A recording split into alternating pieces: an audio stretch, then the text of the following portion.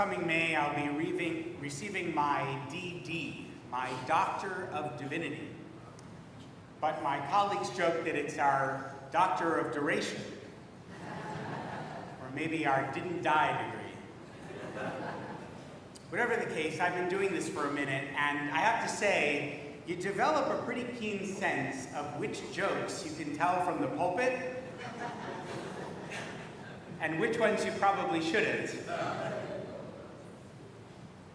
This is one I probably shouldn't.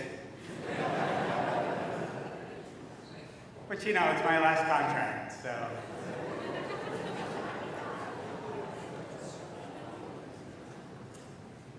A Holocaust survivor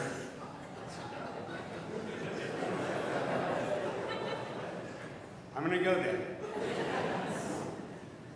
A Holocaust survivor dies after a long life and goes to heaven.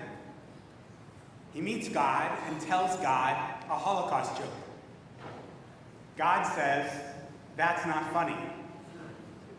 And the man says, "Well, I guess you had to be there."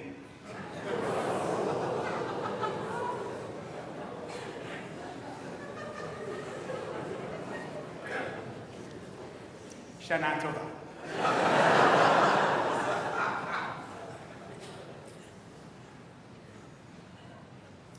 We're just days from October 7th. It's hard to imagine beginning a new year with that date looming. Or the first yard signs on Shmini Atzeret of nearly 1,200 souls taken from the world in the most brutal fashion 1 year ago. Our hostages remain in captivity. Israel's war with Hamas shows no signs of abating. Tens of thousands of dead in Gaza. A new front in Lebanon.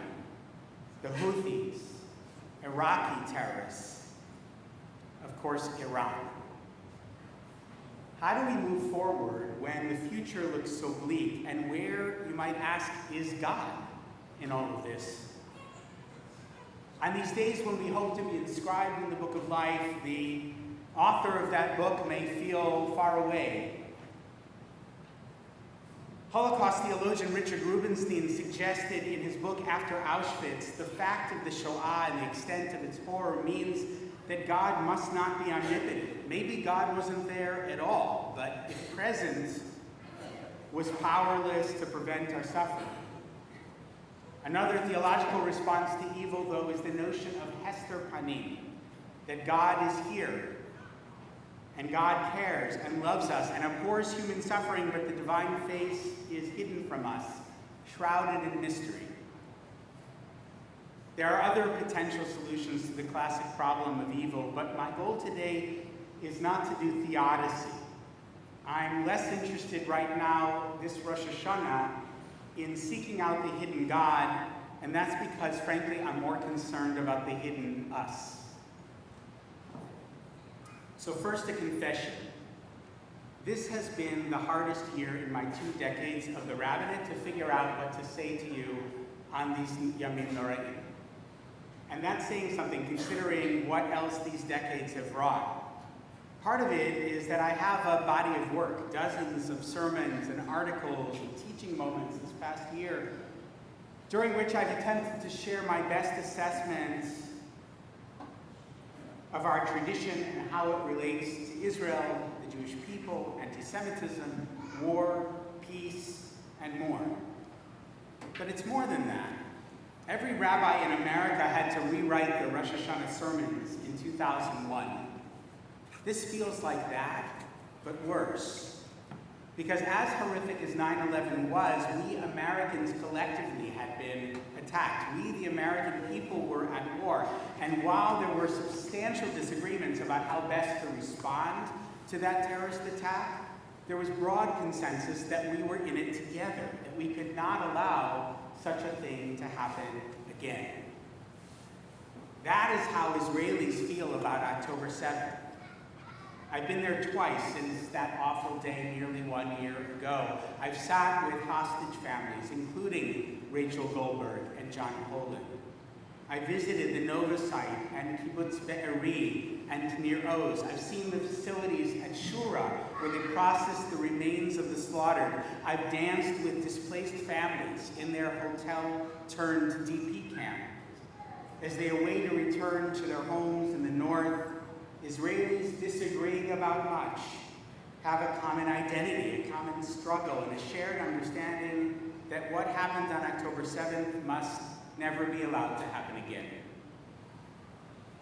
And I think that's why it's been so hard to figure out what to say to you today and on Yom Kippur, because if we lived in Israel like the other half of world Jewry, we would be talking about all the ways that we disagree on where to go from here, how to ensure our collective security and our humanity, how to live with the Palestinian people within and beyond the Green Line, what we would not be discussing with our neighbors or among ourselves because we in Israel would find it absurd, is whether Israel ought to exist, whether we ought to have the right to defend ourselves, whether this land, a land referenced at every turn in our prayers and most sacred texts, is one where Jews deserve to make a home.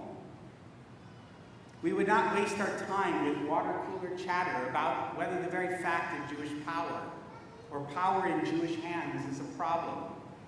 Israelis are in shock, no doubt, but they are not hopeless about their future.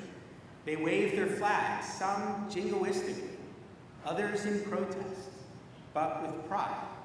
They sing their national anthem, which literally means the hope with conviction. They pray and fight for lasting solutions and for millions of them to be liberated from Netanyahu and Ben-Gvir and Smotrich and their hateful ultranationalist government. They, in massive numbers, are fighting for their democracy and their future. They are there, and we are here. But let's admit it, it's getting harder to be a Jew anywhere. And differently hard for the 7 million of us who live here than it is for the 7 million of us who live there. Which is why we must address the fundamental question of what it means to be a Jew in America today. To be clear, this isn't a plug for Zionism. The vast majority of American Jews support the state of Israel, even if we have concerns about government policy, corruption, creeping illiberalism there or here for that matter. And the same can be said for the people in this room. I don't feel the need to make the case for Israel today, but I am concerned about the ways growing hatred of Jews is deflating our sense of self, diminishing our sense of safety. If there is to continue to be a thriving American Jewish community, we must reclaim our sense of hope in the Jewish future, no matter where we live. Because I don't know about you, but I'm not interested in being a ghetto Jew. I'm not interested in questioning whether and where I can wear my yarmulke, a hostage pin, a Magen David around my neck, or whether I can put a mezuzah on my door or a Chanukiah in my front window, let alone an Israeli flag. In April of 1955, then Defense Minister David Ben-Gurion said, "Atidenu eno talui b'ma yoru hagoyim, ela b'ma ya'asu ha'Yehudim." Our future depends not on what non-Jews will say, but on what we Jews will do. So what will we do? Who do we wish to be in this country and this new year? Now, I don't want to be an alarmist, but I believe we are at an inflection point. I am, of course, concerned about skyrocketing rates of anti-Semitism, including violent and vandalistic attacks against Jews, Jewish homes, and institutions. Each year breaks new records. This past year, the spike was steeper still. But honestly, I'm more concerned about that insidious byproduct of anti-Semitism, the relentless pressure so many of us, so many of our children, feel to determine how much of ourselves to reveal and how much we have to hide. Russian Haskalah thinker Yehuda Leib Gordon in the 19th century is credited with the expression, "Be a man on the street and a Jew in your home." Gordon's contemporary was legendary composer Felix Mendelssohn, grandson of Moses Mendelssohn, who's considered the grandfather of the Jewish Enlightenment and arguably the first and most influential thinker on the question of maintaining one's Jewishness in Christian Europe. Moses Mendelssohn, facing rampant anti-Semitism, maintained a traditionally observant lifestyle. Felix Mendelssohn became a Christian, as did many in his time. Such was the pressure linking success to conversion out. It took Western Jews a long time to disaggregate emancipation from assimilation.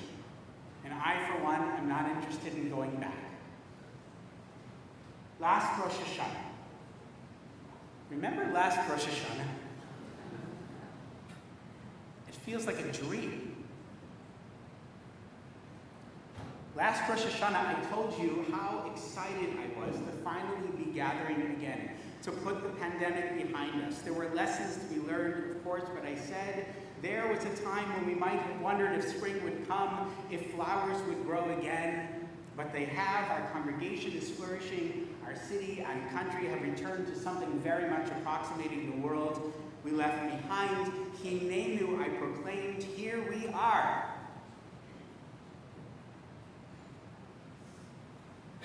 I couldn't find a joke for this part of the sermon. I wish I had one. And I wish the world had not changed so profoundly just weeks after I uttered those words. Don't get me wrong, Bethlehem is flourishing, and part of the reason it is that so many of us are looking for connection in these very uncertain times.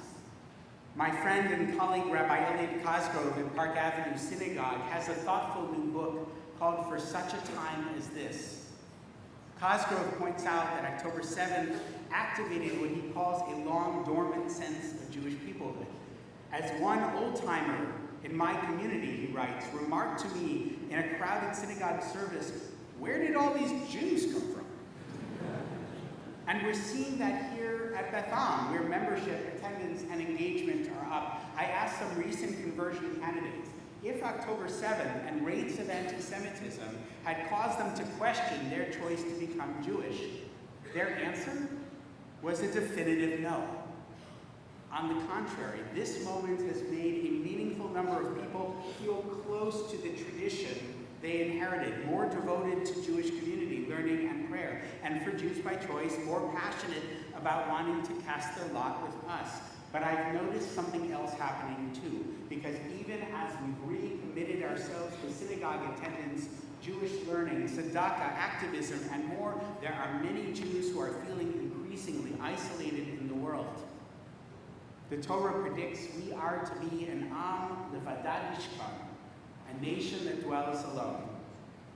We are being set apart at work, online, in the academy, in the ways we have to think about security, in the ways we're being used as a political football, the far left and the far right claiming that they know what's best for us. One side accuses us of disloyalty, the other of genocide. I don't know about you, but I am sick and tired of being a plot point in someone else's story. And bearing this enormous pressure, the pressure to be good progressives or good Zionists or good Americans, it takes a toll, doesn't it? We are becoming narrower, more frightened for our safety, or more reserved in social circles we used to think were essential. Cosgrove describes conversations with parents of young children with fears as to whether they can have open conversations about Jewish identity on buses and taxis. One parent shared that she shushed her child as he ran out of synagogue singing Hebrew songs.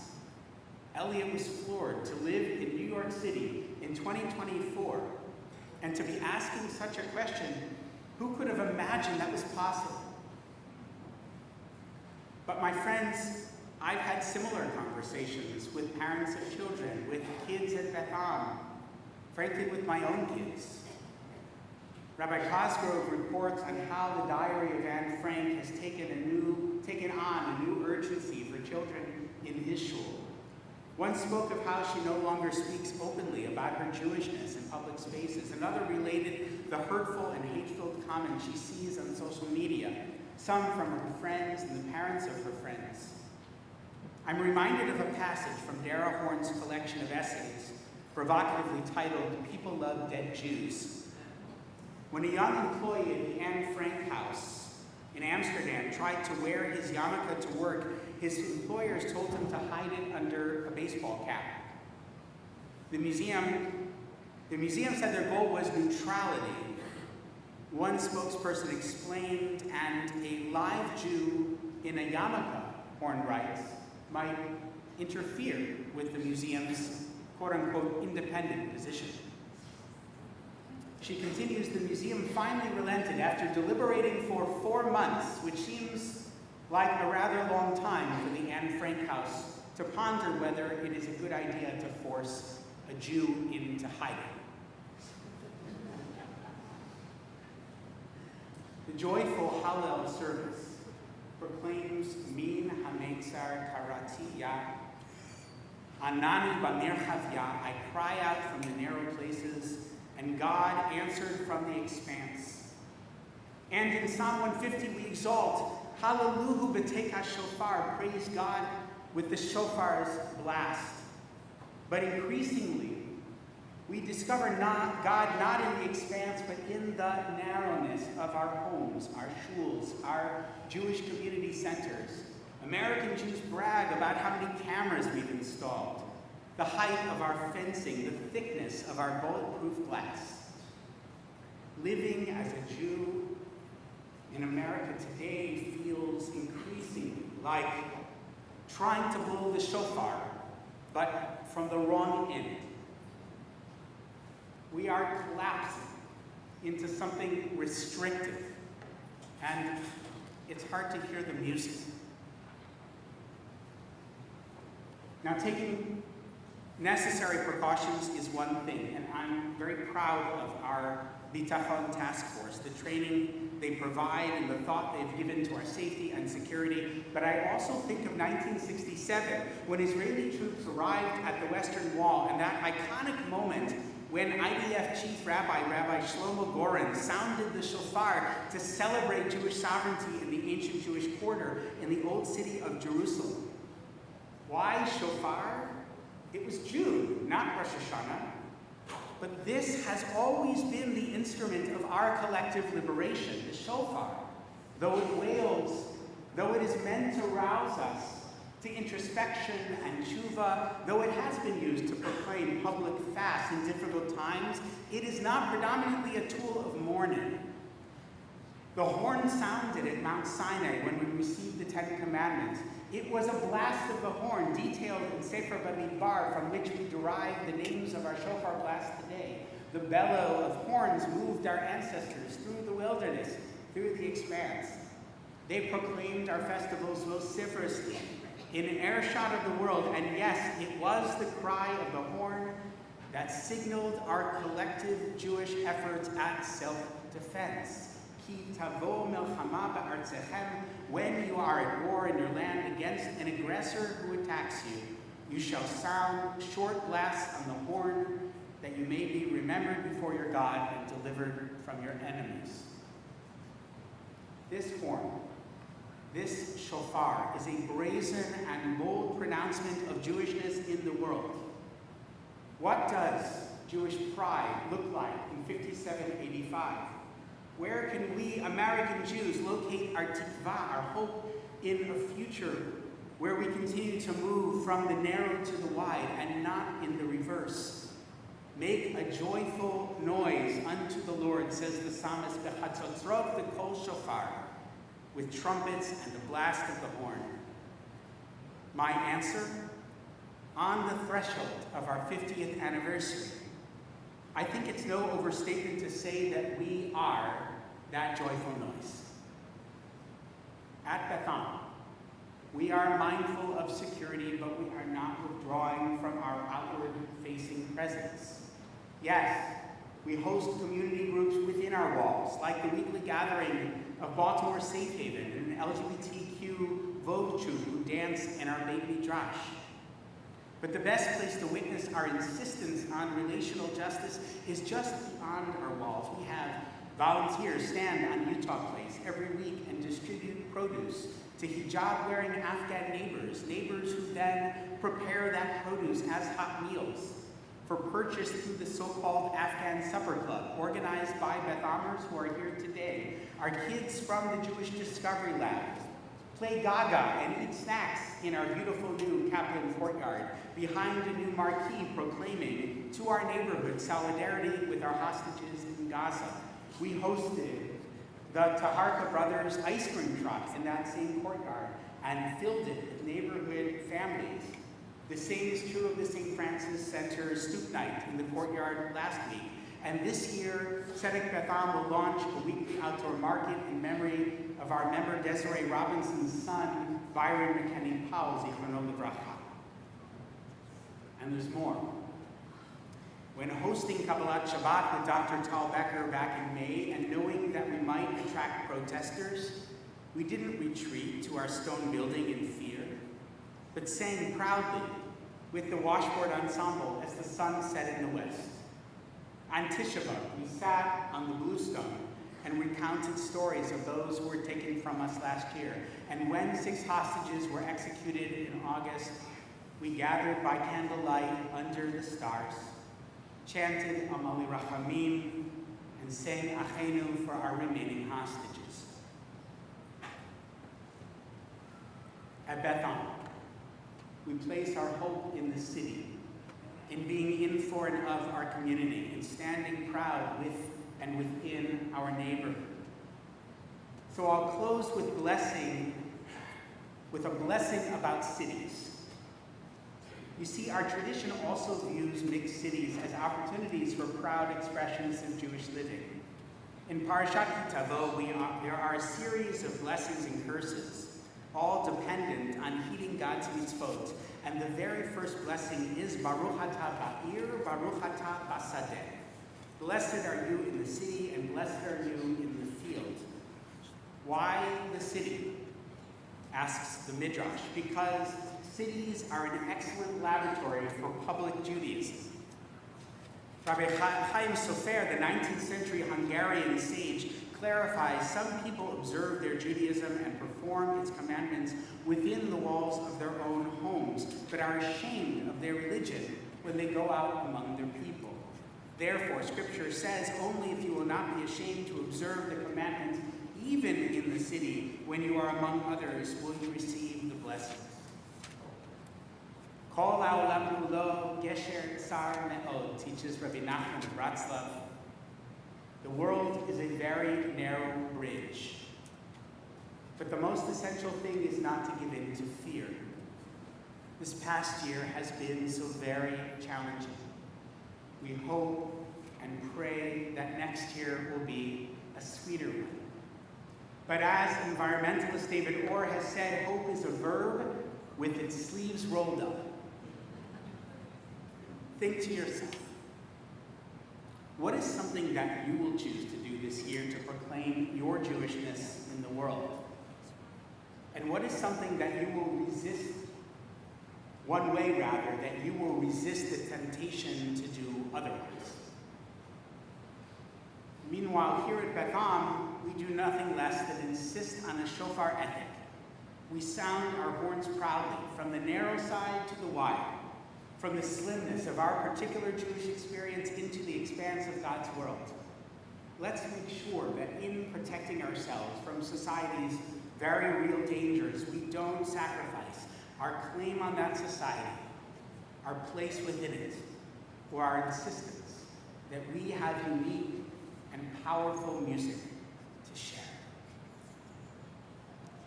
Shana Tova.